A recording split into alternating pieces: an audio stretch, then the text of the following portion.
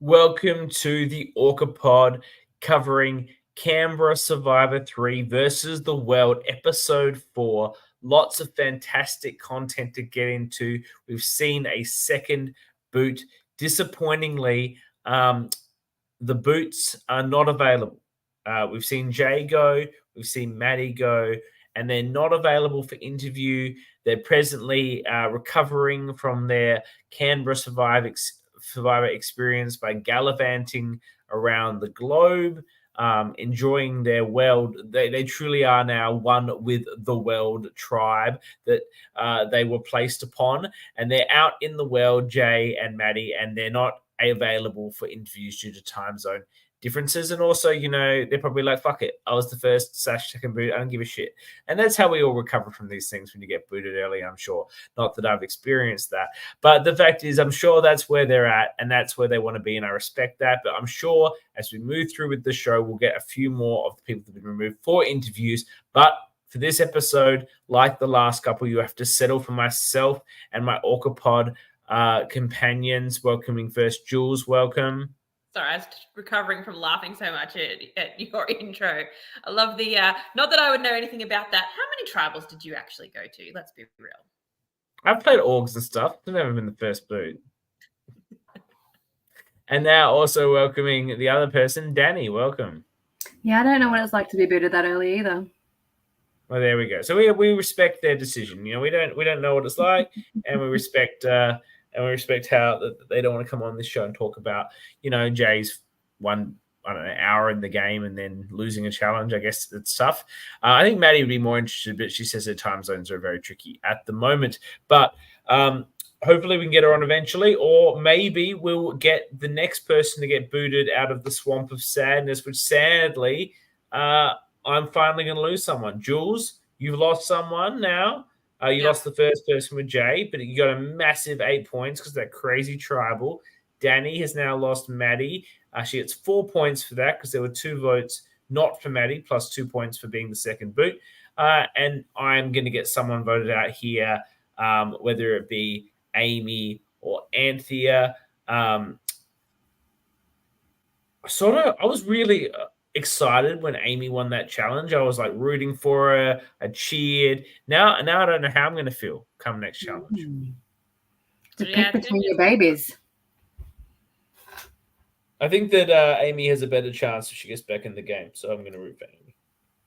I love Anthea. I'd be happy if she won, but I've decided that I'm rooting for Amy to have a Matt Elrod arc and just win all the way and get back in. I think that would be awesome. They get sent straight back out? I think it's sent straight. Well, I mean, if she wins all those jewels, she is out. Straight back out. 100%. Like that Elrod style? Yeah. Even Boston Rob seemed to feel a little bit bad about that. Do you think any of the contestants here would feel bad about that? No. Because we did it, but, he felt a little bit bad. The difference here is they've also spent, 2 hours with her? Yeah. Like Matt on an island by himself for days on end. Yeah. You're saying, okay, so the exile experience in the Swamp of Sadness is not comparable to... Zero comparable.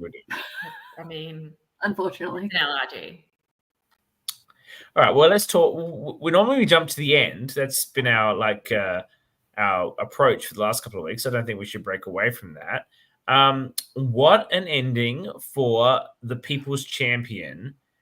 Could have been potentially the best or one of the best plays in LRG history, to read that John is flipping, to find out / read who they're going to vote for Anthea when there's 3 options there, to then play the idol, which turned out to be an actual idol, play it on the correct person, only for Dan to snuff his dreams of the People's Champion by telling him that it's only good for the tribe which it was found on. I was shocked.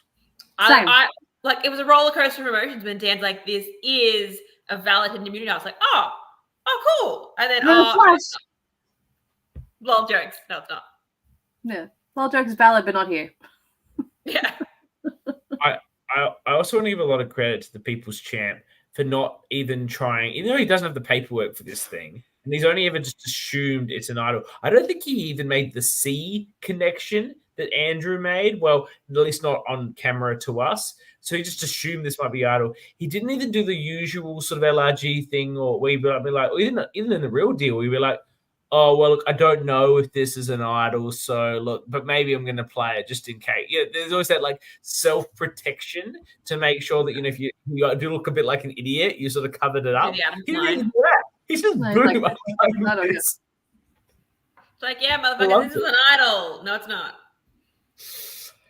Now, question about the flash forward, and Jules and I were having a little bit of an argument off air, of which is incorrect. I referenced, that was the best season of Lost when they started doing the flash forwards, and Jules lost interest at that point for some reason when it actually got good. But regardless, the flash forward here to Andrew finding the note, which explains the aforementioned paperwork that Jules was rabbiting on about in a prior episode as to why this could be an idol.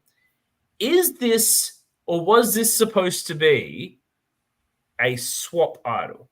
Did the paperwork only appear once they swapped? I don't think so. I think because they were found on their original tribes. It's a massive coincidence that Eden and Andrew both swapped tribes. Has it taken 5 episodes for Andrew to find the paperwork? It doesn't seem like people have particularly been looking though. Like from the edit, no one's hunting. There's generally a point of consent, focus. If people are out there doing those things, people are either annoyed by it, they're sus on those people, everybody goes together. Besides episodes maybe 1 and maybe 2, there's been no mention. And maybe it was just really well hidden and they couldn't find it, and so people on Prod were like, shit, we need to move it. We need to make it more obvious. Well, yeah, I'm curious where it was found will be helpful. Yeah, we've got 2 idols that are on the wrong camps and they don't know, which we are now robbed of that awesome moment of them trying to swap them. Or Andrew perhaps they just gave Andrew the paperwork. We're going to have to see this next week. They're like, we don't want another idol completely wasted. Yeah. Oh, shit. Yeah, Andrew, here's the paperwork for your idol, by the way. Yeah. It also seemed from Andrew's, look, we got a very small flash forward confessional, but it seemed from that Andrew may have his idol with him. Yes, I think just the way he was talking in the small bit. Yes, so it's useless for me here. Yeah. So it seems like he dug it up.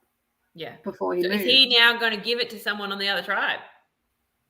They don't need it, but hey, he might. Why would he? Those people. I don't think he would. They had him at the bottom of their tribe. They now have the power.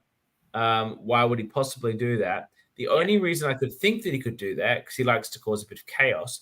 And the question is now, with the paperwork that we've seen, again, only a very quick fast forward, it appears that these idols would expire at merge. It makes no reference to them being playable except on the specific tribes on which they were found. It said that it's only able to be played pre-merge. Yeah, okay. It specifically said only before merge. So I think Andrew would have done a swap if there was a situation. I could see him if we don't really see him talking about wanting to work with Squid and Aiden, but if he's trying to work with them, he can be like, hey, who should I give this to? And they'd be like, well, John, it looks like John's the one that's flipped and he's our person, but hey, if you want to give it to someone, go for it. Exactly. That's certainly viable. But the other point you mentioned was about swapping it with Eden. And again, limited information, limited flash forward, but he makes a comment about knowing that Eden's idol is no good. Andrew seems to have there's a lot of information in this. It seems like Andrew has his, somehow got the paperwork, he knows that Eden had the idol on the he knows everything. It'd be interesting to get this information, and hopefully it's covered in the episode. So he might have been prepared to make that swap, but obviously it's not viable now. I was talking before, though, before we got on the air, and I put it to you, ladies, and you seem to not have considered this before I said it. So I'll say it again here, and we can talk about it now. I feel the idol play, as amazing as it was, and look, it makes sense to do it because for all he knows, he's got an idol, though he didn't know that for certain. But the better strategy, I guess in hindsight, it's absolutely the better strategy. At the time, it would have been one alternative strategy, would have been to use Anthea's advantage, the mutiny advantage, to send someone away from the yellow tribe. You've clocked that John has potentially flipped. You've clocked that he's looking to work with the other tribe. So what do you need to do? You need to make the numbers better. Now, one option is to send away John, but all you're doing then is sending John to his besties, and so they're going to link back up again. And that's making the numbers super tight. 3-3, yellow, black. It's a tight 3 on yellow. It's a tight 3 of old rando birds. So they are going to go to rocks. Whereas if you send someone from the yellows, probably like a Loz or a Todd, and then that creates a situation where now is John and his newfound besties, in the scenario Ed and Loz or Ed and Todd, going to go to rocks for each other. Look, I could see Ed actually going to rocks for fucking anyone. So that's he wouldn't have a clue what rocks means. This is true, but he seems like a loyal guy. That's why I think you send Todd. Keep Loz, keep the super fan. She's not going for a rock to save John. Yeah, and that's who you vote for. As the blacks, you vote for John. Yellows, do you really want to lock in with your newfound person here? Yeah. Obviously the reason why they wouldn't is you say, well, yes, because if we lose again, then we're stuffed. But, you're making an assumption of merge soon. And again, another incredible call from the People's Champion. Oh, I wrote this down too. I was like, boy, here we go. He watched Canberra 1. And at this point in Canberra 1, they did a double elimination. It was individual immunity, and that's why they should vote for Ed. And guess what? Next time on Canberra, have you guys watched the next time on Canberra Survivor? I don't know. You have this I time? actually watched it this time. It's a double immunity. It's individual. It's actually in pairs, similarly to what they did in Canberra 1. So they'll be paired up with someone from the other tribe, and 2 people have immunity. So Eden absolutely perfectly called everything that was going to happen in this episode.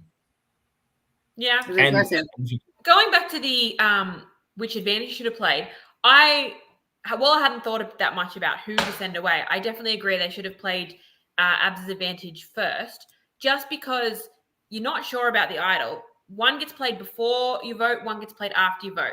If you play the idol in this situation and it's not a real idol, you can't go back and play the other one. So I would have gone with the safer bet and play that and get rid of probably Todd, now that I've thought about it. Yeah. The other option, that if I say this again, actually, either working it through, the only reason I say not to send Ed is because Ed is a danger for the other tribe in terms of making them stronger. But if you're so sure, like Eden is, about your precognitive abilities, and you know that it's going to be individual immunity, well, who gives a shit if Ed's on the other tribe? He'll just win everything. But the assumption is that it's going to be a double and then a merge. Are we sure it's going to be a merge next? Or is there possibly going to be one more round because of the Swamp of Sadness person's going to come back in? Well, if we do a double elimination, how many people are then left in the game after that? 10. There will be 10? Yeah. So presuming that someone is going to come back in, that will take you to 11. So you'd think it's probably going to be one more round. I don't know, it's 10. There's currently 12 people in the game. There's 6 on each tribe.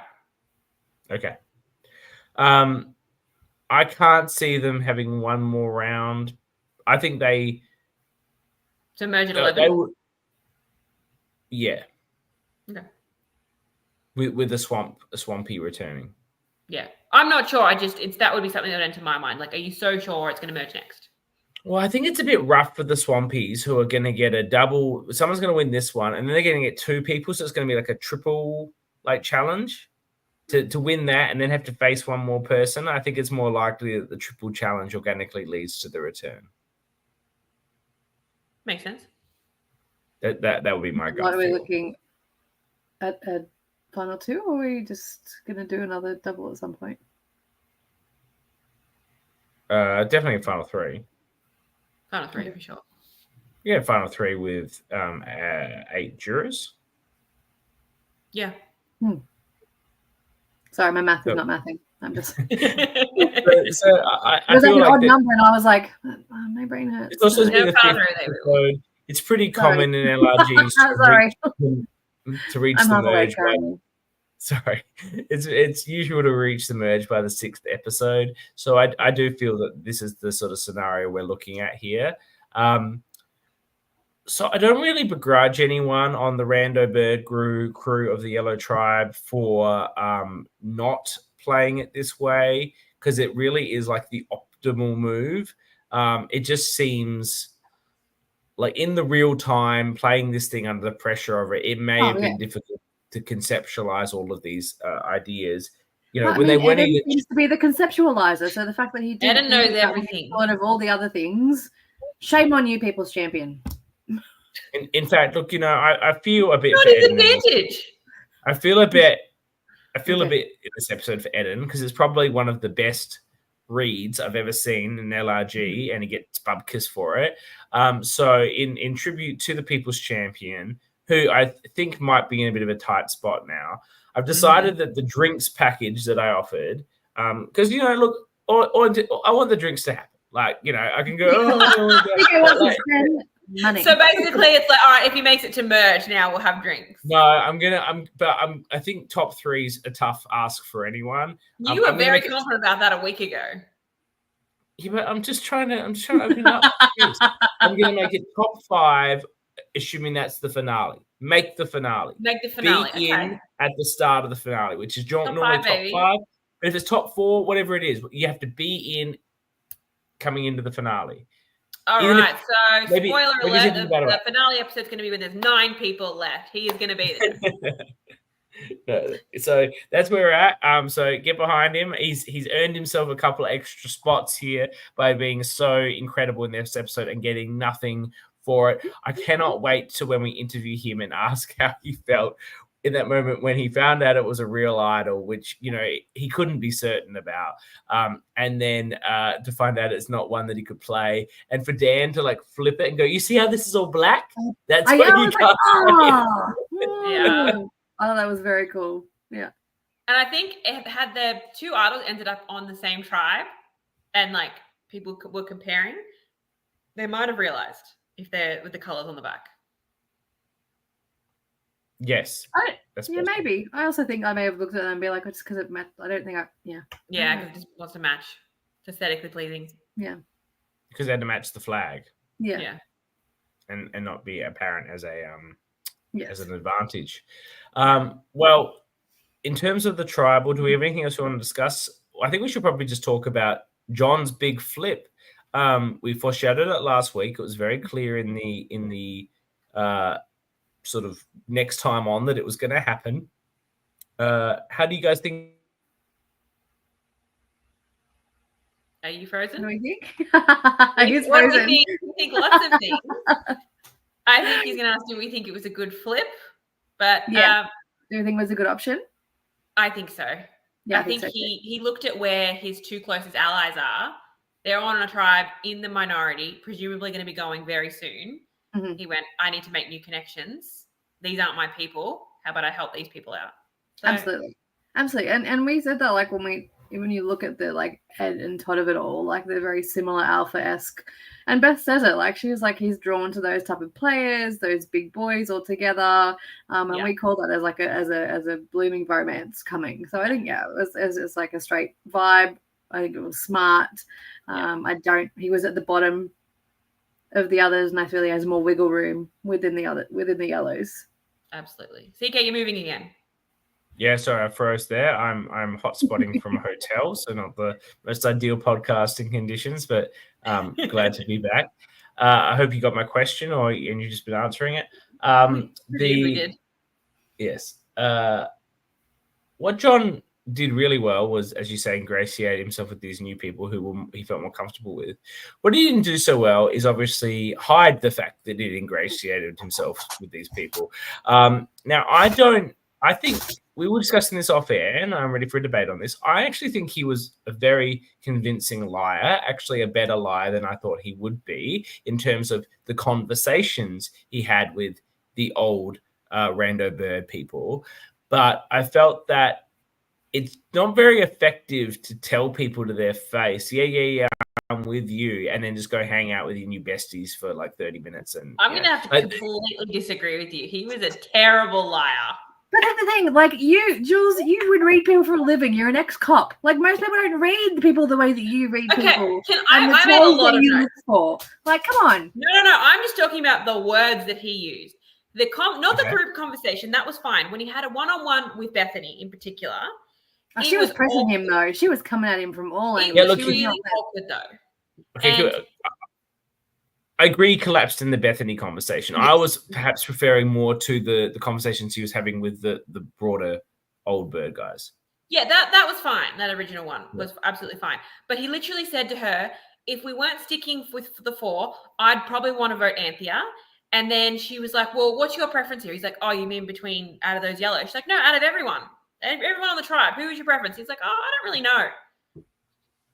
Yeah. Bethany got pretty sort of there. Oh, she was honest. And that's how they knew that Anthea was the vote. If that idol was a real one, that would have been a successful idol play, thanks to John basically telling them. And then Ed would have been gone. We would have been robbed of content. Not that Anthea's not delivering the content, but we would be losing our puppy. Ed will win the challenges. Come on. They haven't been very physical. Those little puzzles, I don't know. He's fast. That's about it. If we talk about, so I think that was, look, you're right. He really crumbled with Bethany, which is interesting because it's not like he was super close with Bethany. I think he just couldn't handle the pressure, perhaps a little bit that she was applying. She was definitely so well. She was so kind of nonchalant about it. She seemed like she was unsure. She was like, I don't know. What do you think we should do? And it started off. Oh, sorry, go. No, go. No, it started off with her being like him saying, we're voting for Ed. And she's like, okay, are you okay with that? Because I know you like Ed. Like it wasn't like she was grilling him like, well, are you going to flip? Are you against it? She's like, oh, it's hard because I feel like you like him. I like him too. He's a great guy, but, it's the right move for us. And it just, I don't feel like she was applying pressure. He just crumbled for no reason. I just feel like she came at him because you saw him kind of question her as to like are you wanting to do something here? Because she made it seem like she was like, oh, look, you and I having this conversation. What do we want to do as a pair? How do you feel about that? Because I don't know, but I would like to do something. What would the two of us do? And then you kind of see him trying to feel her out and be like, and that's when he throws. He was like, oh, if we weren't 4, we could potentially do this. Like, so she asked him all the right questions in all the right ways. She's my Bromy for today, like just FYI. Yeah, 100%. 100% the Bromy of this episode. She was also one of the better players of the episode. 100%. Absolutely. She was the best player of the episode. Before Ed and Anthea on John, I mean, it was like the fact that they didn't clock it and were both kind of originally like, no, that's ridiculous. It was like, come on, tune in. Yeah. If the Bromy was the best player of the episode, she'd be getting it as well. 100%. But then when like you see Anthea throw to Ed in that conversation, being like, "Oh, do you think John's flipping?" And Ed starts to answer, and she just like talks over him, like, "No." And you see like Ed kind of look back and he like look at Anthea, like, "No, I don't think it's." They have like an eye conversation between them. I love that. He just talks over them. Like she's just for me, she's absolutely the Bromy of the episode. Yeah. I love the other thing that she did incredibly well in this episode was start building some bonds with Todd. Now, I don't know if that had an impact in terms of who the old yellows decided to target as their option. It was partly, I guess, what John was willing to do and who he was willing to vote for. But, Bethany was also getting information from Todd and building a relationship there that could serve her well. What did you think about her conversations with Todd? Oh, that's smart. Yeah. I thought it was smart. I thought he played that very well. He was like kind of non-committal, but ingratiated himself. He was not with Ed and Loz all of the time, like making himself seem as another alternate option to be pulled in. Smart from both of them. Because did they not even? Am I correct that the Rando Birds discussed that they might want to bring in Todd? Yes, I think Beth said she wanted to pull him in. Yeah. But we've previously already seen that Todd had talked about when they were talking, they're like, do we think John's with us? He was like, I'm going to keep working on Bethany because I think I've got a good connection there. So he was trying to bring her onto his side and she was trying to bring him onto her side. So they're making a connection. Todd or John? Todd and Bethany were making a connection. when Todd wasn't certain that John was going to flip. Yeah, when they were like, "Is John with us? We don't know." And he was like, "Well, I'll keep working on Bethany as a second option."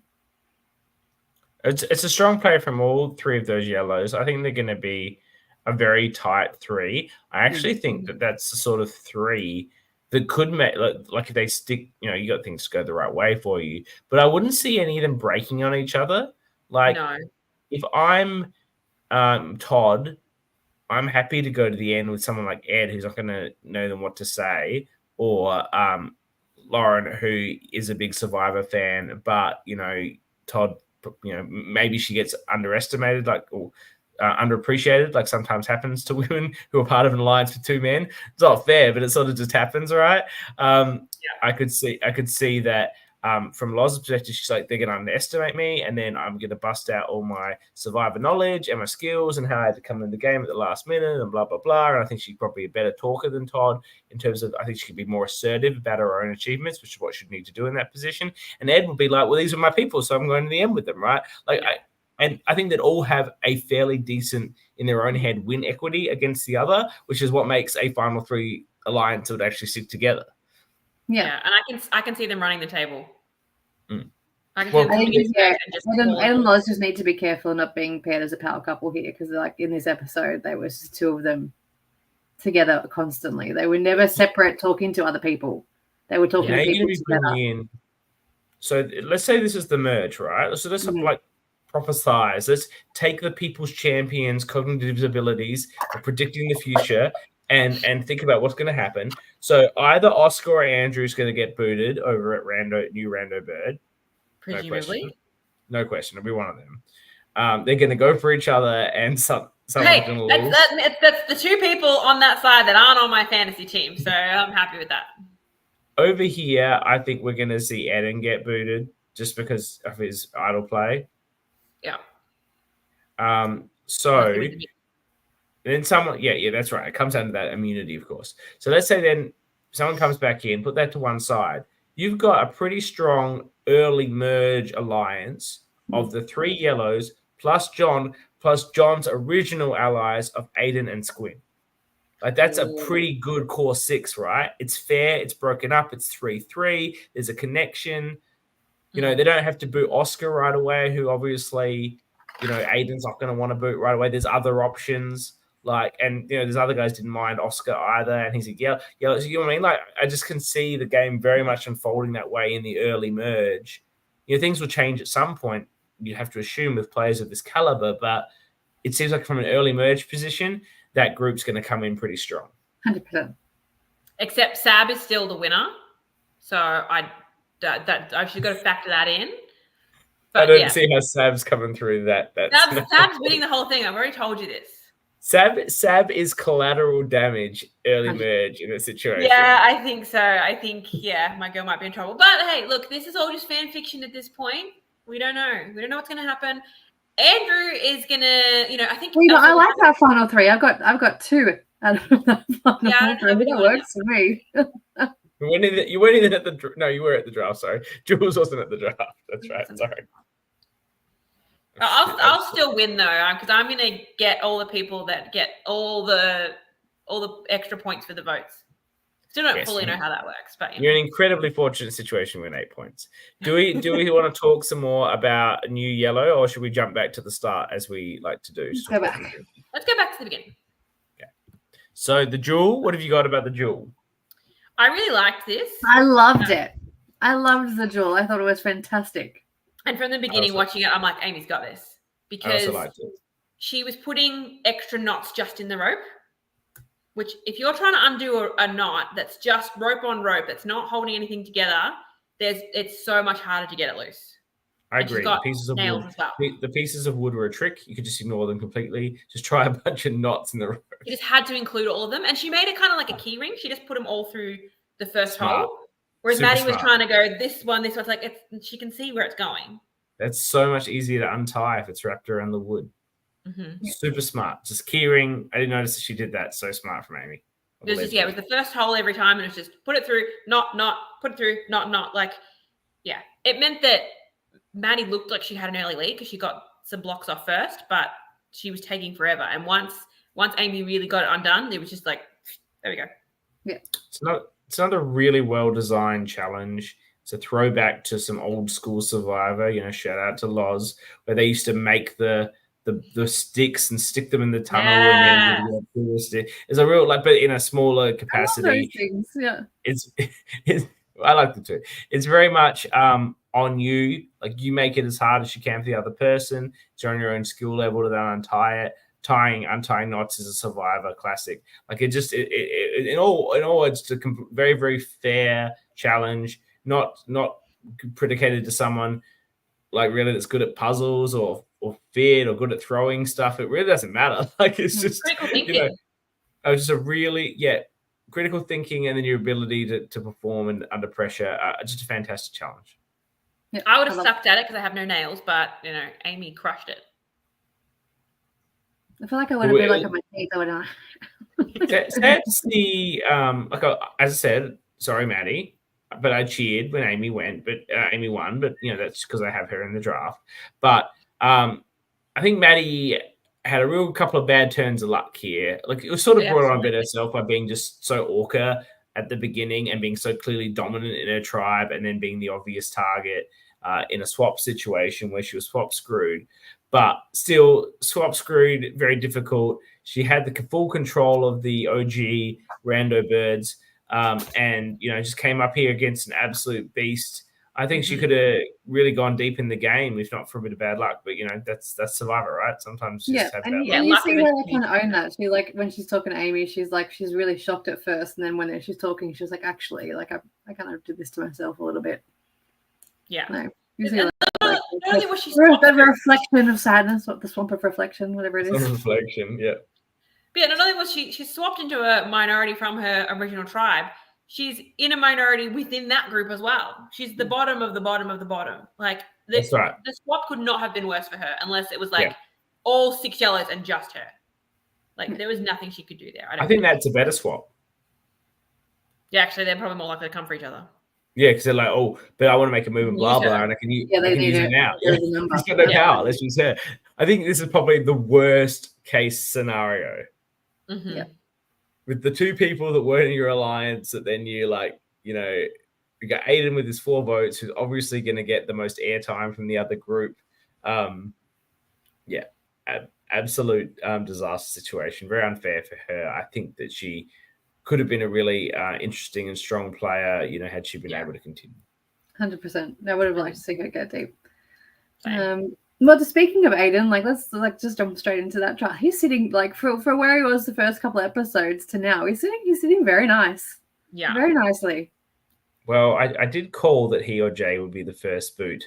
But I didn't call that whoever survived would be going straight into the I thought the other one would follow them out the door, to be honest. 100%, yeah. One after the other, yeah. He's sitting very pretty, and now is a very lesser target for everybody. I think they could keep on losing, and he's going to hang in there. I'm absolutely going to be putting some words in his mouth. And obviously the fact that he got the 4 votes, and we talked about this at length last episode, was a huge advantage for putting where he was on the tribe, and therefore the most interesting one for the yellows to gather up. But, the reason we didn't predict him to do well was his own self-admitted pre-game video where he talked about that he struggles to make social connections, that he's very introverted in that way, that she doesn't like to, make these new relationships. And I think that the swap screw has actually helped him find himself in this element again in that scenario, not just because of the votes, but because for someone and I'm not that sort of person, but trying to put my head in that person's shoes, it's just a different social environment. You're on the bottom, your position. People aren't going to expect you to be big and exuberant and happy and trying to make a fun time. You expect it to be a little bit cautious and down. You're just trying to make one-on-one bonds, which is what he says he's good at one-on-one bonds. He's not just good in a group. This is a one-on-one bond time. He's trying to make that with Oscar. I'm sure he's trying to make it with other people as well. And his demeanor, his whole style just fits better in that vibe than, say, the opening tribe vibe. That's sort of like a complete projection, but I get my idea of how he might be feeling. Yeah, 100%. Yeah. I think when you're in that initial stage of the game, you have to be doing the small talk and the chit chat and the stuff that's just painful, to be frank. I want to get into the strategy. Yeah. And when you get to the swap, it's kind of a bit more understandable if you go straight into strategy. And you've already been to a tribal, so you're not like, oh, I don't want to be the first one to talk strategy. We've all been to tribal before. We know what's happening now. Let's talk about the game. Which I think is something he wants to be doing. Yeah. And I think he's going to, as I say, I can't see him being a target in the merge now that he's made it. Like, no, he's a number for anybody to pick up. Yeah. Yeah. He's like you said, he's going to pick up with those three on the other side, like to join with John and Squin and him, and he's going to be part of a core 6. Like, fucking incredible is that? Yeah, Bethany's going to be begging to want to work with you. Oh, Bethany's going soon, babe. That's what I'm saying. Like, whichever one of her or Eden survives. Eden's got it. I think Eden's going this next one. So if she gets to merge with him, she's going to be like coming crawling right back to him. Is more my point.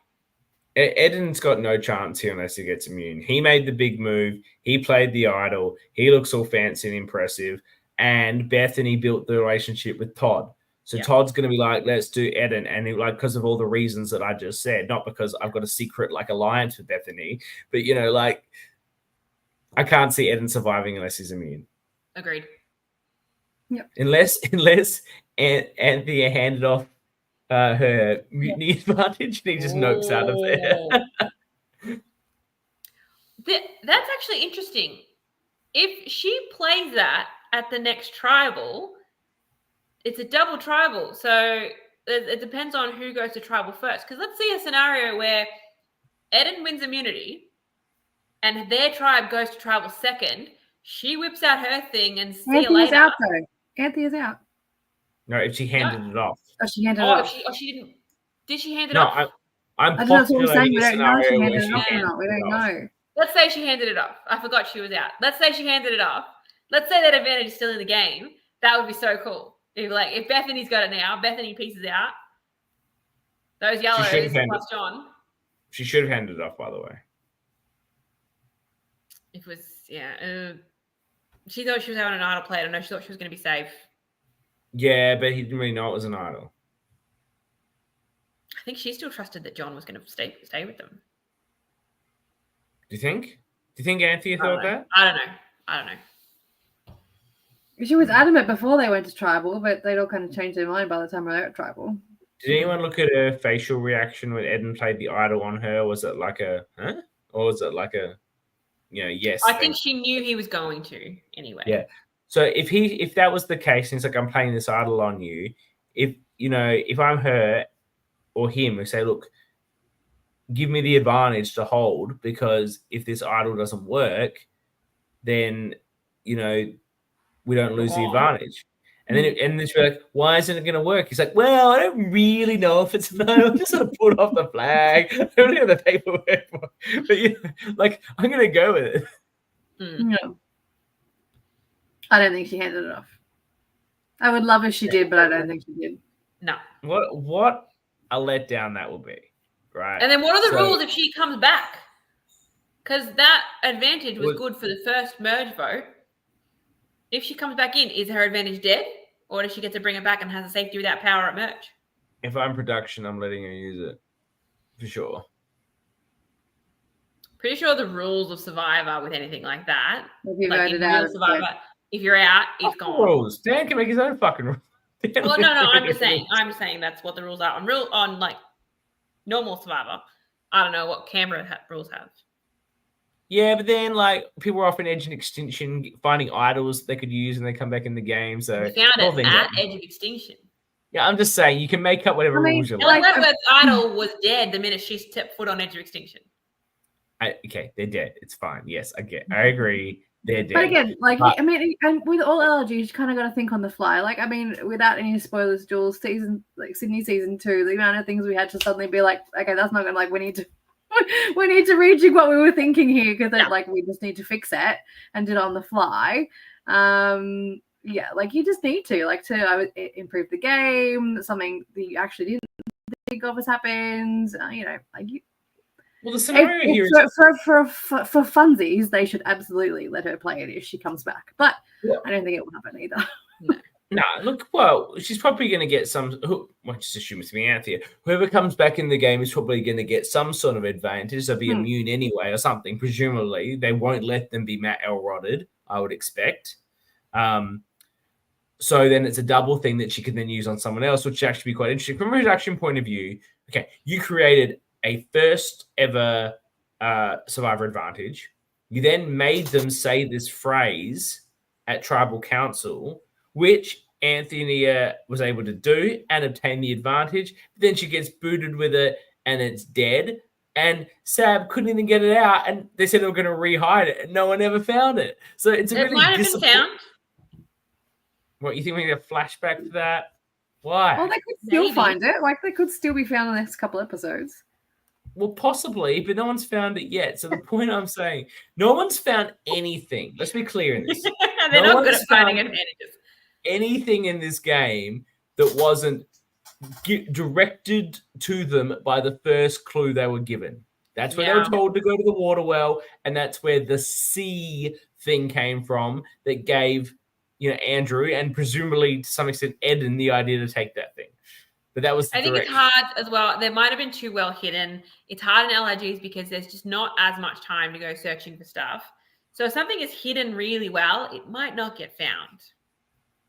Yes, when I searched high and low and high again for an idol in Melbourne Survivor, it had been hidden in just such a good spot. Even though I was searching everywhere, I still couldn't find it. It was a legit spot, but I think it's the sort of one you'd probably need like a good couple of hours of searching to find to hit it. Like you don't have it in LRG. You don't have hours to search for idols. Vitara just put it in such a good spot, and then I asked her where it was after. I'm like, because I searched everywhere, and she said, "Yeah, it was here." And I'm like, I guess that's a fair spot, but I don't think I was ever going to find that. And then they just put it on the campfire.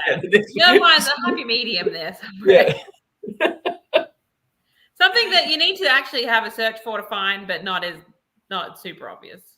Yeah. But yeah, I also felt that it should have been, it's not an idol. It's a particular advantage. There's only one of them. The consequences of failure was it was going to be rehidden. I thought it should have been rehidden perhaps in a more obvious spot, given it had already been gone through once. And then that, triggers people thinking about, if people know about it on the swap, so Yellow didn't know about it, right? So, because I don't think Sab told anyone. So you don't have this conversation. Or Anthony was saying that at Tribal Council, that was weird. It's like, oh yeah, well, that's because this is the advantage. And then, Sab said that twice, there's narrative and discussion about it. I don't think it's been found. I think we would have heard about it. And I think that what an incredible waste of my time to watch it and then discuss it at your time and the viewers' time to discuss it on this program. If it just goes out with Anthea and we never hear from the bloody thing again. Should have just been cut from the edit. From the edit. And we get this weird Tribal Council where Anthea says what in the world 6 times and we're talking about what the hell was that about. That's so well. She did it so well. She did it so well. I don't think anyone would have noticed. Mm-hmm. All right. Anyway, let's go back in. Challenge? Yeah. So Amy wins. Go, Amy. Good work. And now we go to new Rando Bird. Yeah. Yes. Yes, we were talking about how Aiden's in a really good spot. Sorry, what were you saying? Squin feels very blindsided. Yeah, she was surprised to see Maddie as the vote. She was expecting it to either be her or Aiden. But she's got a really good attitude. Like she's talking about, all right, I just need to ingrain myself with these people. I need to make myself indispensable is the word that she used. And I think that was really clever. She started, we see a conversation with that group talking about their challenge strengths for things coming up. And she's like, oh yeah, I can pretty much do anything. I'm fit. I played basketball elite level, but I'm pretty good at puzzles. I'm a good visual person. She's just basically telling them all, yeah, vote me out right before merge. I'm a big old fucking threat. Yeah. This wasn't the smartest play. I think I just wrote, the what are we good at during challenges conversation that definitely happens every time. Watching LRG, the conversation happens every time. Like, what are we all good at? What are we going to put ourselves on? The thing is, you don't want to ever go into that being like, guys, I am a fucking genius when it comes to puzzles. Like, put a puzzle down, give it to me. I'll do it. I'll be right. You sort of, I guess I'm good at puzzles. Like, I'm kind of an all-rounder. Like, put me where you need. I'm not really good at puzzles, but anything else I can kind of like throw my head at. That's kind of like how I approach it every time. Like, whatever else you need, I could give it a crack. Maybe we'll see. I also don't think. Except then we put you as the leader of a challenge, and then the inner Scorpio comes out, and it's scaring everyone. Like they can see that in the challenge, in that conversation. I'm not saying it. They can see me in a challenge, and I mean, this is to be seen yet in Melbourne. You'll see this. It's fun. I'm not really sure. Just by the way, just if there's viewers and you're commenting, I'm not seeing the comments. No, I actually was checking before to make sure it actually went live on Facebook. It is, and just no one is. There's 9 people watching. There's a good and solid numbers of live viewers. No one's placed a single comment. There's no comments on it. So I don't know if that's unusual. So I don't know if the comments are broken. If someone's there and wants to test one, that would be great. But if you are, if they're not working, apologies. Glad to still have you here with us. Ellen. And I don't think there's any comments. Hi, Ed, and we've been talking about you at length, as you know. Thanks, Mel. Oh my God. Thanks, everyone. We feel great. We feel I love seen. the little Mel appearance in the dream team. I was like, the beard. I was like, no, I've read Lily like Mel's beard. Yeah. In capital. They're all just dropping in now. We're pandering. We're pandering. We need attention. That's why we're here. We're orcas. We need you to pay attention. Why is the comment section so empty? What is going on? I can't handle it. like if there's no viewers, so be it. I just console myself that this thing will get 1,000 views like later on, right? And I don't ever see those stats, so I just tell myself that hundreds of people are watching, right? But if there's 10 people watching live, I'm like, well, that's good. That's a good number. And where are the comments? It's because we didn't shout out the players that have watched us. Normally we're like, hey, we've had these people here. Yeah, I have been doing that, but that was just like a cheap way of tagging them in the post to get them to watch live. Of course. See? Get them a notification. So then we get and during the what are we good at chat, Andrew's very quiet in this moment. You can see he's sat there, his head's down, he is reflecting. I'm not good at anything. Thinking about the votes, and then he is out for blood. And then he is out for blood. Do you know what he's good at? Yes, Todd, that would make us feel better. He's not watching with a group of 50. Yes, he is. Do you know what Andrew's really good at? Running fast with a blindfold on. Fuck me. He was just going for it. He just feel it. The complete opposite to Loz, who was like high ponying. And in her mind, she was running. I can see in her mind, she was sprinting. Andrew had no regard to his own health. I love how Becky's doing. There's nothing in front of you. Just go and run. That was very me energy. I was like, just run. They also, I don't know if you saw, I think it was Sab that was holding it.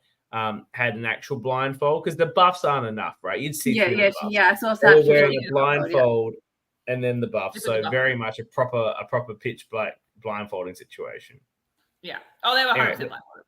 Back to new Rando Bird. Yeah. So Andrew's quiet, and then we flip to him. He's just out for blood. He is out for Oscar. He is like, what the fuck just happened? I am pretty much furious about it. I hate him. It was just he is the person who needs to go. Now listen. We discussed this last week, and it's a fair call by Andrew. Number one, he wants a target. But number two, if they had an idol, Oscar really fucked up here. Really did fuck up. Absolutely. Yeah, we see a really good conversation with Andrew, Pauline, and Sab just being like, what's he doing? Why would he say that? And I think they all figure out exactly what he was doing. He wants to create the one-on-one bond with Aiden. And then we see that in the confessional. They're spot on. That's the editing. We see that in conversation with the confessional. He's like, I want that. Yeah. And then he's like, and I want Andrew gone. I want to work with the others to get Andrew. So we're seeing that Oscar v. Andrew face-off coming. And then we find out that Pauline's like a super fan. Oh, I knew I liked her. Did we ever think she wasn't a super fan? No, but her whole energy just screams super fan. Yeah. I think the energy that you're picking up on is nerd, which I am here for as a fellow nerd. Well, who goes on LRGs that isn't a Survivor nerd? There are the people that are Survivor nerds or people that have never heard of the show before, right? That's what you get. There's no filthy casuals on the LRGs. There's people that are there for the adventure and people that are all because their friend said they should do it or some family member that's like, you'd be really cool on this, you should go do it. Or you have people that are obsessed with the game. That is all you get on LRGs. Oh, yeah. I've seen some filthy casuals in my time. You reckon? I've seen people that shouldn't even qualify as casuals. Correct. No, but they're the first group then. Shouldn't even come down to play. But anyway. That's the first group. But the filthy casual is someone who's like, oh, I've watched like some of it. So says she's the filthiest casual of all. Ed and non-Survivor nerds on our season were Maddie, Amy, Ed, and Squin. That's only 4. Maddie is not a Survivor nerd. Okay. Yeah, Maddie was called in by Mal. Mal recruited Maddie. I'm surprised about Maddie. I would have thought she was. And I guess this is why she's doesn't give a shit about the interview. She's too busy living it up in Turkey. And I'm surprised about Squin. She's so. Nah, Squin's not a Survivor person. No, she's got too much the way her brain thinks is very like. Yeah, she's got too much other shit going on. She's podcasting about basketball. She's playing basketball. Yeah, she has that competitive head. Yeah. She's had a busy life. Yeah, and I recruited Squin. Makes sense. Yeah. She's had a busy life. She hasn't spent it all watching Survivor. I absolutely believe that. And obviously, we know from Ed that he's never been part of the show. Oh, in this episode, he's like, that's a confessional. I have no idea what I'm doing. I'm like, stop it. Just watch a little bit of it before you go on. No, I love the confident himbo archetype where they I do too. It's about watching the show. They're just so confident in life that like I can just go on this and win because I'm just so good. Yeah, I'm fabulous. Yeah, I'm fast. People like me. We love it. There you go. Mal's giving us the whole rundown. There we're getting all the comments now. I had met Maddie a year or so earlier. I saw a shot of her visiting Canberra and thought she has a personality and will send the application to her. She came in pretty Survivor raw. What does he mean? I saw a shot of her visiting Canberra. That might be a typo. Yeah. Wasn't Maddie? Maddie was Mal's family person on that org that you did, Jules, that I was your family person for. Yes, as he said that he recruited her, the penny dropped. I was like, oh my god, that was Maddie. I have talked to Maddie before. Yeah, she was Mal's family member for the org that you did, and Mal was my only ally in the game at that point. Pauline said she told everyone she saw a Facebook ad and thought it'd be a fun adventure. So she was. That's what I did. That's how I came across Melbourne Survivor. That's how I came across Sydney. It was a targeted ads, and then that's what I said for Melbourne. We love Brent Viver. Oh, was Maddie in Brent Viver? Was she? No, she was Mal's loved one in season 2. Season that I played. And I was Jules' loved one. And, so Dani was my loved one. Oh, okay. There we go. So yeah, there is a group chat that exists somewhere of me, Dani, Mal, and Maddie. And Brendan Pratt. Yeah, and it was just Mal and I talking about NRL. Brent Viver season 4 is current. Season 3? Season 4. Season 3? 4 is currently on for those wanting to tune into the Facebook. So Pauline said she saw a Facebook ad and thought it would be a fun adventure. So she said, I told the others I saw a Facebook ad. Oh, told the others. Like a thing. Okay. The thing is, though, like, look, it's a good lie, but I presume this is built on I'm not a big Survivor fan. And I think you have to be a reasonably strong Survivor fan to have Zuckerberg sending you LRG ads in your algorithm. Not necessarily. If it's just something in your area. No, I also think, or you like, you like visited the page or you like Survivor on Facebook. Like you don't have to necessarily be like because I've been on like targeted where you like and you like literally put in likes Survivor, likes The Amazing Race, likes or similar pages to this to target those brackets of people. I'm interested, Pauline, if that was what you're saying. Like, had you watched Canberra? We'll find out one day when we talk to Pauline. Yeah. Anyway, so we continue on. If she's trying to hide her super fandom, showing up in a dress is a perfect way to do that. Because I would look at her and be like, What are you doing in a This dress? girl has no idea what she's doing. Yeah, I that's actually brilliant. I'm for it. Like, I like that she's come. Actually, I think that most of this cast is dressed okay. I like casts that are dressed in unique ways that show off their own personality or whatever Like the gender personality reveal they're hats. show off. I don't want people in like all activewear. It's the worst. Yes, as you guys I'm both familiar know. with this. I got told Yes. not to wear leggings a day before I was due to play. And I had Look, planned I on mainly wearing I was leggings. packed. And I was like, what the fuck? I mainly didn't want a repeat of Dale's grey sweatpants, okay? Like, I was trying to manage that situation, but I was also, like, I went on with a leather jacket and cons. It wasn't super practical, but I had an appearance and a look, and it's easy to identify who I am when you're watching it on the show. And I want everyone to be individual and different and show off who they are in their style, the style that they would wear, you know, out to a party, not just because that's what Survivor normally is. You have people in there in their stupid suits and stuff. I guarantee you, the clothes I was wearing, I would not wear to a party. But you know what I mean? Like, you have people in old school Survivor wearing their suit. Yeah. You know, because that's what the Maroon did. Yeah. Rupert and his. Anyway, we've gone to tangent again. So we get a a little bit of love and we tangent off. We get some love and we're like, it was a very serious episode before that happened. Shorts. Clever. Oh, it's a sport. It's a sport. I assumed that you at least had like bike shorts or something underneath. But it's got their own bike shorts. It's a sport. For practicality reasons. But my 9-year-old loves her skirts too. If I was a skirt person, I would love a skirt. Anyway. So yeah, look, we're discussing voting for Oscar, and then Oscar is wanting to vote for Andrew. You know, we see him talking to Sab, and there's a really good conversation. I like the way he's like, he's basically telling her, look, I'm thinking about it. It's on my mind, but I'm not going to do it without you and without Pauline. Like, I think that's he's letting her know, but he's like, I'm not going to do it. But if you want to, do you want to? I don't want to if you don't want to, but if you want to, I could want to. Do you want to? I'm not going to do it without you because I wouldn't want to make that move without you, but also I need 2 people to actually do this move. Yeah. Like, he actually needs one of them to actually do this without you, but I want you to think that I could, but I want you. You can't. It's a 3-3 if he doesn't bring one. But like, yeah. I feel like Oscar is like most 20-year-olds, particularly 20-year-old men. He seems very well-meaning, but like there's just the confidence in being a 20-year-old, particularly a 20-year-old man. That and I don't think this is Oscar. Oscar seems like quite a down-to-earth guy, but just like it's such a pure belief in yourself, and that what he's doing. Is there time to make an Oscar and Ethan comparison? Yeah. I don't know, like the 20-year-old guy, very confident.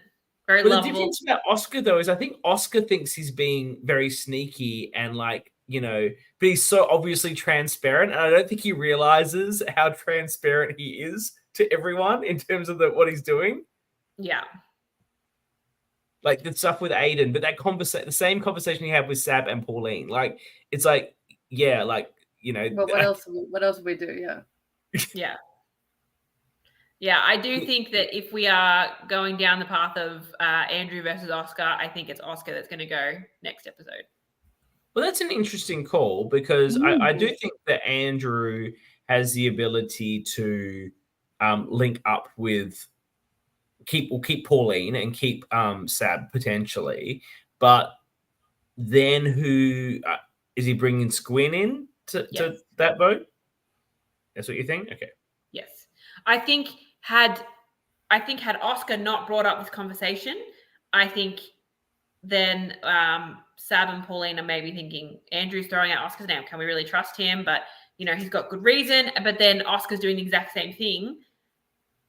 Which side do you go with? The one who has a clear connection with the person on the other side, or the one that doesn't? So I would personally be keeping Andrew. It's just a dream fucking scenario for Squin. Also, she's like, ignore me. Yeah. Also, Aiden, and you know what? Also, Sab and Pauline. You're this close to the merge, and to have 2 people you don't really care about either of them, really, and then just invite. You know, it's not going to be you at that point. My girls are representing. I can't. I'm going to be really interested to see Andrew this next episode, and if he's successful going into merge, because it's been a very different Andrew than what we saw in Exile. Not in the sense of who he is as a person, but he has had no He was on agency top. He was in the control whole time. over there. The whole time. Well, he thought he was, but he was actually linked in with. He wasn't on top. The top was always Jake, Yeah, Howe, and he was in there with them. What was that woman's name? Samara. Yeah, they were always the top, and he was there with them, but they were always the three. I think he thought he was bigger than was, but whatever. Understanding he always had the power. He's had no power in this game at all. So it'd be interesting to see, because even in Merge, he's going to be an underdog, going to be a threatening underdog. I think he's going to struggle there too. Yeah, I think he's someone that is going to struggle to play from the bottom. I think he's the best place for him to play from is from the top. That's the only place that he can really play from. Some people play better from the bottom. He's not one of them. I don't like, though, that his idol won't be valid at Merge. I don't like that. I think the pre-Merge idols should go to at least like finals. Not at least. They should end at final 7, but they should go into the Merge. I don't mind it.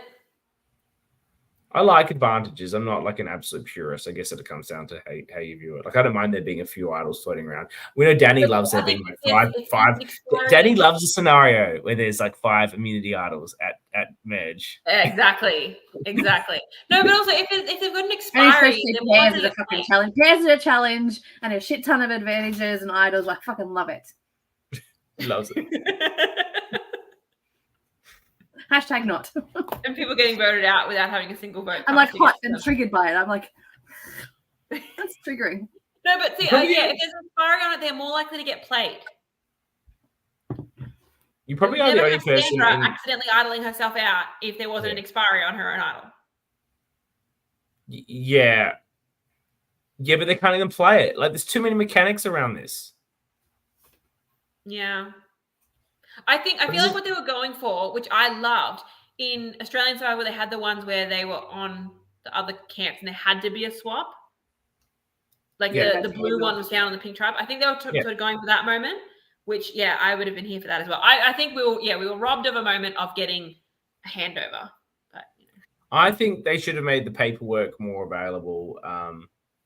I don't know. It'll be interesting. I'm really interested to see in this next episode how Andrew acquires the paperwork. Yeah. And then how that didn't happen earlier. Yeah, you can't exactly attach a scroll to that thing because then it'll be like, I think they wanted people to be not sure that was an idol or not. But from a production point of view, is it okay for them just to hand you the paperwork once you got it? Like, that's a bit odd, isn't it? I think they didn't want them to. I think they wanted the whole question mark of, is this an idol? Is it not an idol? Yeah, but there's too many mechanics. Now there's too many mechanics around this idol. You can't have that moment of like, I don't know if I've got an idol, I've got something. And the specification of it needs to be played on this. I think the idea of production handing them the note afterwards probably should have been done as soon as they swapped. And Eden's talking about, I've got an idol. They probably should have been like, and just quietly, you don't. You got nothing. We just need clarity on what the intent was here, because I think it's just great theory. Great in theory. I like it. I like when there's catches on things. It's kind of fun. I think, Dani, you're probably the only person in LRG history who voted out without a vote. Well, people that go on to Rocks, maybe. No, they would still have a. You go to Rocks. It's only gone to Rocks. Rocks only happened once. Yeah, you don't. If you go to Rocks, the people who get votes are immune. So if you go to Rocks, you go out without a vote against you. Yes, I have to check that if he had a vote, because I thought there might have been singular votes. I don't know. I can only think of one Rock draw. Yes, there's one in Exile. From Andrew. Andrew's. Yeah, that was it. Well, we don't have much left except for the challenge. Jules, you want to slam on all these contestants and how much better you could do on the puzzle? Yeah, I would have crushed it. 24 minutes. Did it actually take 24 minutes, guys? Like, you kept swapping out. Come on. I could have had that done. I reckon it would have taken me maybe 2 minutes. Isn't this sort of a puzzle that you either know how to do it or you don't? Like, some people would just know how to do it. No, well, there's a million different tangrams out there, so they're not all the same. But it is one that is like, you don't progress on it. You either have it or you don't. And It was these 24 guys did not. Yeah. Oh, one thing I want to say on the Yellow Tribe. Mhm. You guys, I think you two both know what I'm going to say, but we had John and Eden and Abs and Bethany all change their tops. You hate You it. don't both know how I feel about this. You hate it. I hate it. I want it to be super clear. So it doesn't matter to me because I'm someone that watches every episode twice and I make notes. But for Ed's wife or whoever that's sitting at home watching, she has no idea who's who unless he's explaining it to her. Like, just let them keep their old colors so that it's very clear, oh, this person was from the Black Tribe and now they're on yellow. They've got their buffs so we know what tribe they're on now. Just don't change their outfits, please. Although I did like the yellow tops better than the black tops. Anyway. And Anthea was repping Vince from Melbourne Survivor. It was, yeah, the bananas. The banana shirt. That was Vince. There was an episode title named after Vince's banana shirt. I think the banana shirt can be deceiving or something was the title. So Eden also wanted to show. I did like his yellow shirt. Of course you did, Eden. Of course you did. Very pretty. Yeah. See, their contestants aren't saying no. They want to wear this stuff. But yeah, I agree with you, Jules. It doesn't feel Survivor-y either. Yeah. Yeah. But anyway, and look, yeah, we have a bit on the Yellow Tribe. Look, they're oh wait, have I skipped the challenge? No? Wait, where's the challenge? Let's do the challenge now. Yeah. We did go to the Yellow Tribe for a little bit before then. Like we already see John is talking about he's left his alliance behind was the words he used. And I thought that was very interesting. Like we knew that if they were to trouble, he was going to flip. But yes, we had the challenge, blindfolded, one caller collecting pieces. Bethany and Aiden as the callers. It's pretty close in that part, and then it all goes out the window at the puzzle because that takes forever. Squin finally gets the solve. Go Squin. So she's good at everything. Every single thing. Go Squin. Is doing this puzzle in 24 minutes good at everything? Just better than the other? The fact that she is the only one that could do it. Looked pretty easy on the example. I have to say though, look, full credit to the cast. It is one that looks easy.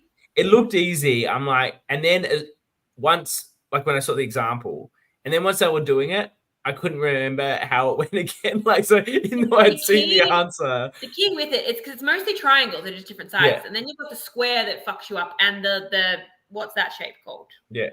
That it one. Seemed to be, you put them together, and then it's basically triangles, triangle, and then you fix the diagonal with the balance. That seemed to be the answer if anyone's ever doing this again. But it isn't as easy as it looks because you always end up with like a little bit sticking out here. But yeah, no, Tangram puzzles, I gotcha. All puzzles, that's where I rock in challenges.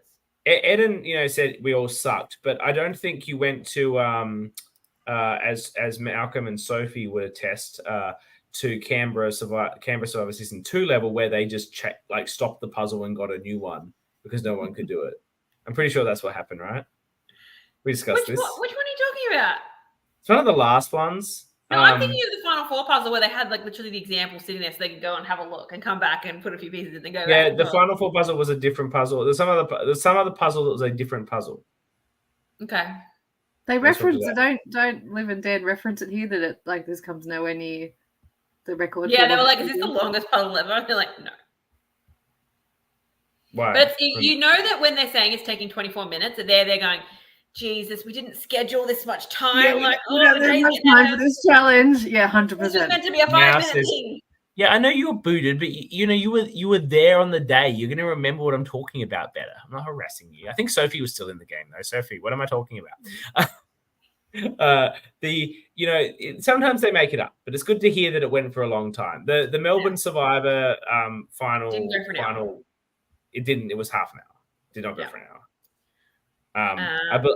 Yes, he's confirming what I said. Yes, there you go. Yeah. Inside knowledge. Twin takes the win for Rando Bird Tribe. We go to the Yellow Tribe, and Eden's like, guys, this is what's happening. We're having a double elimination next. It's going to be individual immunity. We don't need Ed anymore. Get rid of him. See the future. Or he's just watched one of these. Or he's just watched one of these LRGs before. Good on him. Well, that's what he said. He was like, in Canberra Season 1, this is what happened. We're going to fucking do it again. Meanwhile, Andrew wanted to vote out Loz because she had an old school Survivor t-shirt, which meant she maybe had seen him back. Maybe it's been back. He's like, I watched all the seasons of Canberra. Yeah, we had Ed in there who's talking about watching season 1 and like knowing exactly like the moves. Like we just covered that like, I don't know, 5 months ago. I'd forgotten that. Yeah. I hadn't remembered specifically when it was, but most LRGs will have a double before merge just for time reasons. Yeah, some form. But yeah, they're like, we're gonna get rid of the big guy. Do they have an advantage? They're all looking pretty comfortable. They're all looking fine. Maybe they've got something. And then Eden goes to all right. So the vote is going to be John, and John's right there. He's like, no, don't write my name. Don't. Yeah, I love the slip of the tongue. The slip of the tongue there. I was like, oh, he looks like a John. What does that even mean? Was that a slip of? I can see that Ed looks like a John. Was that a slip of the tongue? Like he was thinking of voting John, or just John's on his mind? I don't think he was thinking of voting John. No, I don't think he was voting for John. It's just like you just think that when somebody says the wrong name, you instantly be like, oh, they're actually voting for me. They made it act like. Is that what is happening? No, I don't think that's what happened there. But in that moment, if you hear someone say your name accidentally, you're like, actually, they're coming for me. Mm-hmm. Todd said they're looking comfortable because they'd got John. Yeah, obviously. Yeah. And Eden did actually think it was John for a second for some reason. All credits to John. And you can say that he did fall apart. We'll talk about this and we'll close this up now. He fell apart a bit in the conversation with Bethany. But I think this is going to serve John very well. I think he could go very far in the game. He's a very calm player. Like, no matter what's happening, he's calm. Eden says his name by mistake. He just has a little reaction, like it's a joke, but he's calm. He's making a big flip. He's calm. Even when he's blowing up that Bethany conversation, he's still pretty calm about it. And I think he's solid. He's stable. Mm-hmm. He's trustworthy, even though he's flipped on his old tribe. Like he still comes across as trustworthy and loyal, and he's calm. And these are the sort of things going to be very appealing to any group of people looking for numbers. Doesn't come across threatening in any way. No, even when we see him having the conversation with the yellows where he's like, guys, level with me. And are you guys got ties to those people over there? Like, am I coming in and then just going to be the first one out? Like, and he's very calm about it. He's not like, well, if I'm going to first out, I'm not voting with you. He's like, is that what's happening? And then he's like, well, I've got 2 people over there that I can bring in, Is that what we're going to do? And they're like, no, we're not with those people. The 2 people on the bottom, they're over there. And I'm assuming they're talking about Andrew and Oscar. Yeah. So he's very calm. Look, I wouldn't let him get anywhere near the end, to be honest. I think he'd have a very strong winning. I wouldn't let him. John, I wouldn't let him be in the final Tribal Council. I think he'd have a very good chance of winning. But I think he's going to go. Wouldn't that be? How do you think Nick would? Do you think Nick would celebrate John winning, or do you think Nick would? How competitive is Nick? I don't know. That would be brought up at every family function. I'm not going to lie. If my dad and my fiance are Canberra Survivor winners, and I am just I got my sister onto an LRG and she beat my placement in Melbourne Survivor, which is still unknown to most people, I would be hella pissed. You'd have to expect it's coming up at his speech at the wedding, right? Like, just to slam that down. I won my new daughter-in-law. And Nick, of course, came second. Winning Canberra Survivor was kind of easy, isn't it? I mean, I've done it. Mom's done it. Yeah. Nick did you? to win. It's not going to happen because all these players are too savvy to let someone like him get to the end. He'd have to go on. He'd have to do a Bob Crowley immunity run. And then find some goats to take to the end. There's no goats in this game. There just aren't any. I don't know who, there weren't even goats at the start. Can we talk about that for a minute? When we talked about it, Sydney, I talked about that being the best cast top to bottom. And you said, we were debating back and forth if Melbourne was better. This cast is going to be up there. This is a very strong cast. It's a very strong. It is very strong. I still think Melbourne has the highest highs, but I agree that Sydney had a more balanced group. I'm probably going to put Canberra 3 in the 3rd place of best LRG casts. You can put it above mine. I'm not going to be offended. I put yours above Playing with Fire, so. It may be better than Sydney. I'm not really sure. We have to see how it all pans out. But the cast is very strong, and as I just said, there's no goats. There's no people here that you're like, oh my god, that person getting dragged to the end because they can be beaten. Like, no, I can't see anyone who is like that and who's going to appear like that. It's a credit to the place. It's also a credit to the edit. The edit's been done very well. I felt like I know all 16 of the players, even the ones that got booted early just because of the swamp of sadness. Gives me a bit of extra time with them as well. I feel like I know all these people and I know who they are, what they're about, how they operate, which you don't always get, and that's a credit to themselves, but to the edit. And this has been a very good edit so far. It's very, very well done. Very well edited. It's not Dan Smith's writing. He knows what he's doing. Yeah, I think people start getting it really well around 3.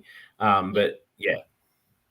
But yeah, look, most of this scramble period, I think we've pretty much discussed. John was flipping well before the challenge even. He was already on the yellow bandwagon. Yeah. Bethany straight away is like, John's not with us. And the other two are just, I don't know about that. I did like the moment where like they're talking to Todd and Eden just steps back to Abs and is like, I thought that was, whoever filmed that didn't give him a chance to speak. Like, Anthea actively asked Eden in that conversation what he thought. And then Eden started to speak and Beth just awkward all over it and was just like, no, like, this is what's happening. And Eden was like, fuck me. Like, all right. She was right, wasn't she? Pardon? She was completely right. Absolutely. Her read was brilliant here. So I can see why she's like, fucking listen to me. I have this read. You can fucking... like, pay attention. They're like, no. You got limited time. Look, they obviously did pay attention. Eden played his idol. Like, they did pay attention. They did listen to it. In the way the events go, then Beth goes and talks to John, has that one-on-one, and then John I think that's what tipped the and then Beth goes back to them and says, John just gave me this name, and that's how that happens. Yeah. Look, I don't normally make notes about tribal itself, but I've got most people giving you traditional vague answers. And John is the only one who's actually answering a question and he's lying.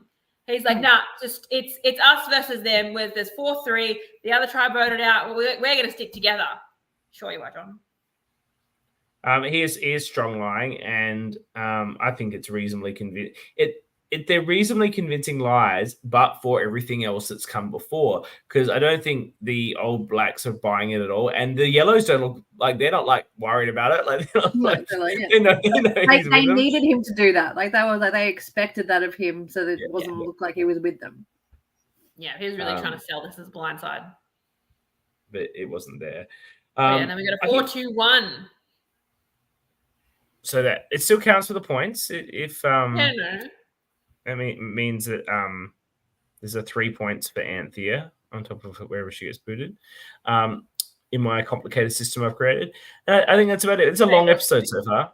So when we started this episode, I'm like, how is this going to make the hour? It's gone over. What's an hour and a half? Only because we asked for comments. If we hadn't asked for comments, we'd be done by now. Well, I think we've reached the end of it. So this is sadly our last episode with Jules for a few weeks. How long? 4 weeks.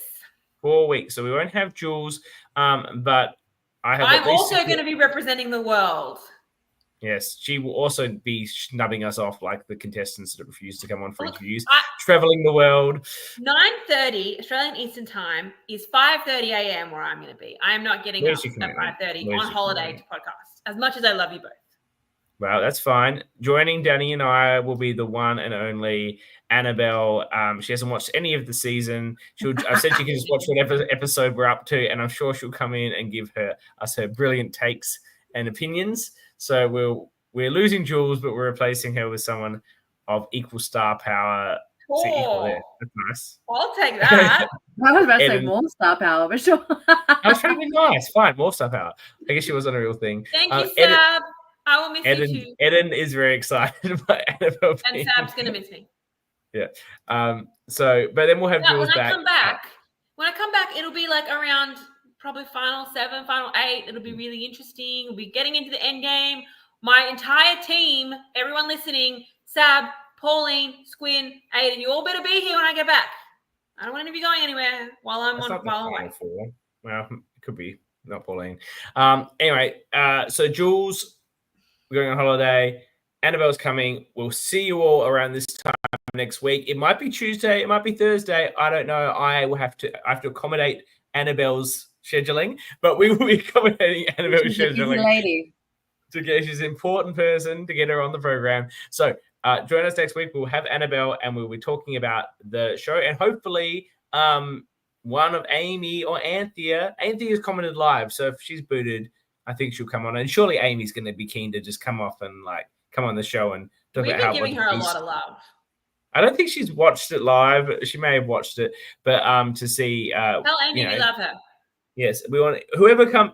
Hopefully, whoever gets booted, I'm sorry you get booted, but please come on for the interview. We want to hear from you, the contestants, what it was like there on the day. So thank you, everyone, for watching live. Thank you when you started commenting. We were feeling particularly unloved. I was genuinely concerned that we weren't actually going live on Facebook, and that's why. Yes, I was love. Drowned in a flood of love. It was amazing. So thank you for that. We will see you next week. Thank you, everyone who commented live. Thank you, Jules and Dani. And thank you, everyone that's listening to this after the fact. We love having you here and supporting LRGs and our show. So much love to you all. We will see you next week.